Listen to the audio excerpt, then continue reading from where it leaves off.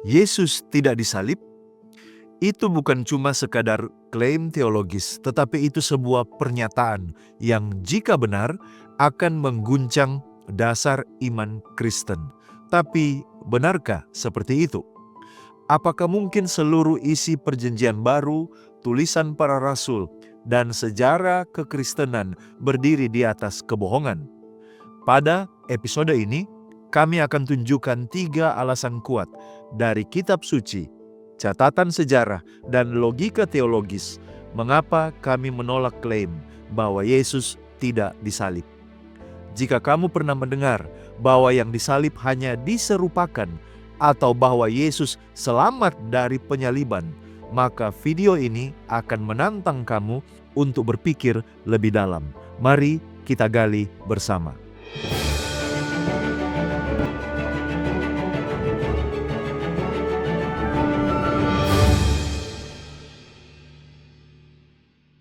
Yang pertama, penyaliban Yesus bukanlah mitos.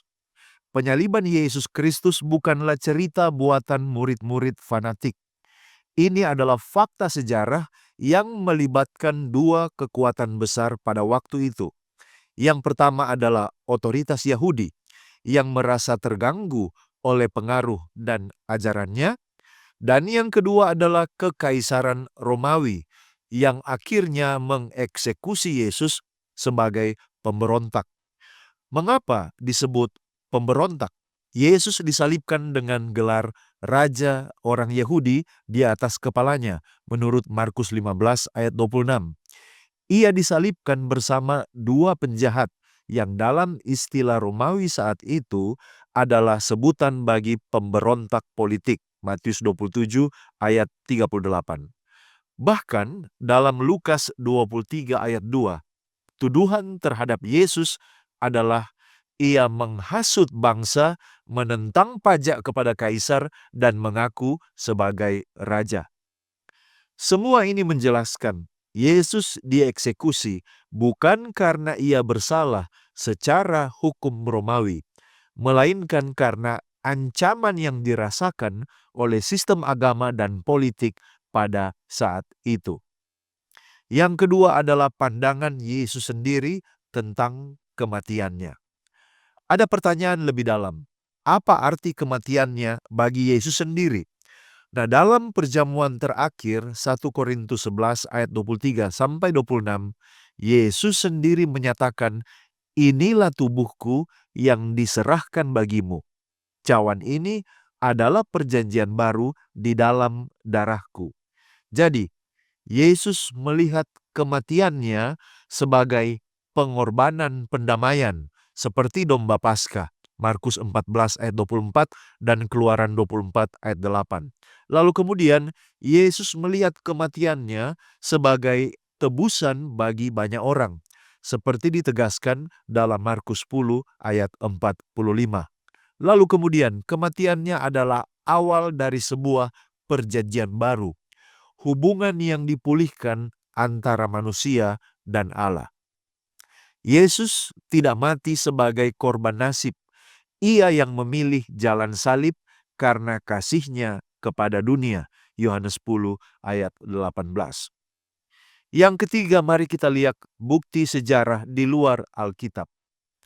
Jika Anda mengatakan, Alkitab orang Kristen sudah dipalsukan, saya adalah orang yang skeptis terhadap Alkitab, maka mari lihat bukti dari sumber non-Kristen, penulis sejarah abad pertama.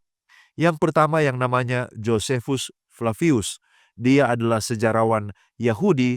Dia mengatakan bahwa Yesus dituduh oleh para pemimpin kita dijatuhi hukuman salib oleh Pilatus. Kemudian ada yang namanya Tacitus, sejarawan Romawi. Dia mengatakan bahwa Kristus, pendiri nama Kristen, menderita hukuman mati di tangan Pontius Pilatus. Lalu ada gubernur Romawi yang namanya Pliny the Younger. Dia mengatakan bahwa orang Kristen menyembah Kristus sebagai Tuhan dan siap mati demi iman itu. Lalu ada Talus yang menulis tahun 52 Masehi, mencatat kegelapan saat penyaliban. Meski mencoba menjelaskannya sebagai gerhana, tetapi dia mencatat peristiwa itu. Seorang Profesor Edwin Yamauchi menyebut semua catatan ini sebagai penegasan historis yang kuat bahwa Yesus benar-benar hidup, bahwa dia benar-benar disalibkan, dan gerakan Kristen muncul segera setelah kebangkitan dan peristiwa kematiannya itu. Jika demikian, apa artinya bagi kita? Jika Yesus benar disalibkan dan jika kematiannya adalah untuk penebusan, maka kita tidak sedang membicarakan sejarah yang biasa.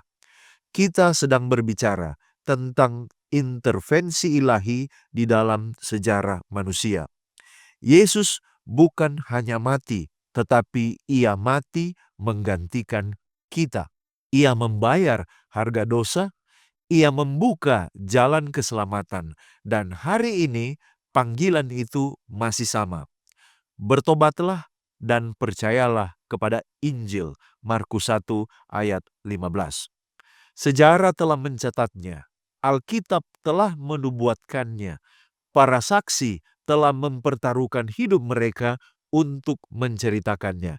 Yesus Kristus benar-benar disalibkan, bukan mitos, bukan manipulasi sejarah, tetapi kenyataan yang mengubah segalanya.